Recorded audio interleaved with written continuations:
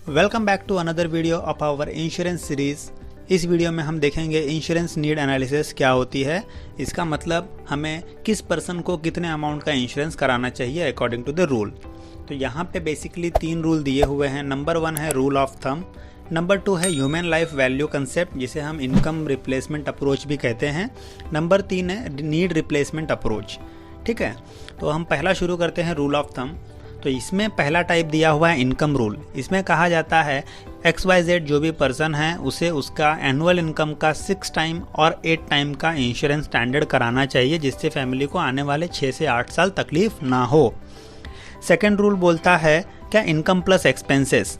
इस रूल के अंदर ऐसा बताया गया है क्या उसका इनकम का 75% अमाउंट और जो भी एक्सपेंसेस हैं, लोन हैं, ये सारे अमाउंट को टोटल मार के जो अमाउंट बनती है इतने अमाउंट का इंश्योरेंस करा के ही जाना चाहिए कि जाने के बाद भी फैमिली को सर्वाइव न करना पड़े।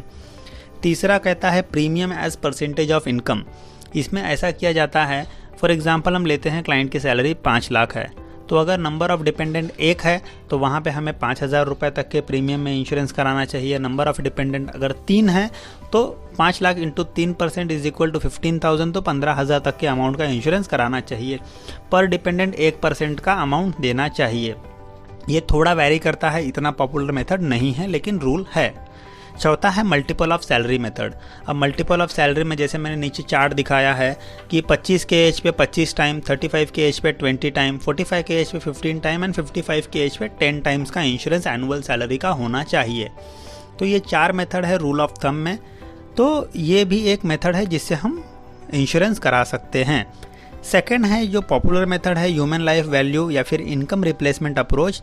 यहाँ पे देखा जाता है कि पर्सन का रिटायरमेंट होने के लिए कितना लाइफ बाकी है और उसके करंट सैलरी एंड इंक्रीमेंट के हिसाब से आने वाले 10, 12, 15, 20, 25 साल में वो कितना अमाउंट कमा सकता है। जितना अमाउंट वो कमा सकते हैं उतना अमाउंट का इंश्योरेंस हमें कराना है, जिससे उसकी इनकम लाइफ टाइम की रिप्लेस हो जाए।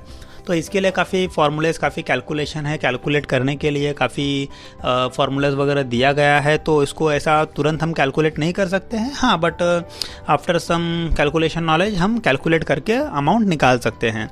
इसके बाद जो तीसरा है नीड अप्रोच, ये वाला ऑप्शन ऐसा कहता है कि 2 एक्सपेंसेस कवर होने चाहिए। नंबर 1 है इमीडिएट नीड्स एट डेथ, मतलब जो भी हैं फ्यूनरल के एक्सपेंसेस, ये सारी चीज़ें पहले होना चाहिए, तो वो अमाउंट का तो इंश्योरेंस हमें कराना ही कराना है। उसके बाद हमें देखना है ऑन गोइंग फैमिली नीड्स क्या क्या है, उसका इंश्योरेंस कराना है। ऑन गोइंग फैमिली नीड्स की अगर हम बात करें तो अगर रेंटल अपार्टमेंट है तो रेंट का, चाइल्ड का डिपेंडेंसी है तो जब तक वो अपने पैरों पे खड़े नहीं हो जाते उसका खर्चा। उसके बाद अगर हम बोलते हैं तो स्पाउस को सर्वाइव करने के लिए अमाउंट लगने वाला है वो वाला खर्चा। तो ये सारे अमाउंट का टोटल मारने के बाद जो भी अमाउंट बनती है वो अमाउंट का इंश्योरेंस कराना है। तो ये 3 मेथड दिए गए हैं बुक में, इसी तरीके से हम इंश्योरेंस कराते हैं। और अगर स्टैंडर्ड प्रैक्टिस की बात की जाए तो जो मैंने आपको बताया है कि salary into 20 time, salary into 15 time, salary into 10 time, ये पॉपुलर मेथड एक्चुअल में प्रैक्टिस हमेशा की जाती है। तो इसमें मैंने आपको जो स्टैंडर्ड प्रैक्टिस लाइव मार्केट में होती है वो और जो बुक के अंदर बताया गया है वो दोनों भी कवर किया हूँ।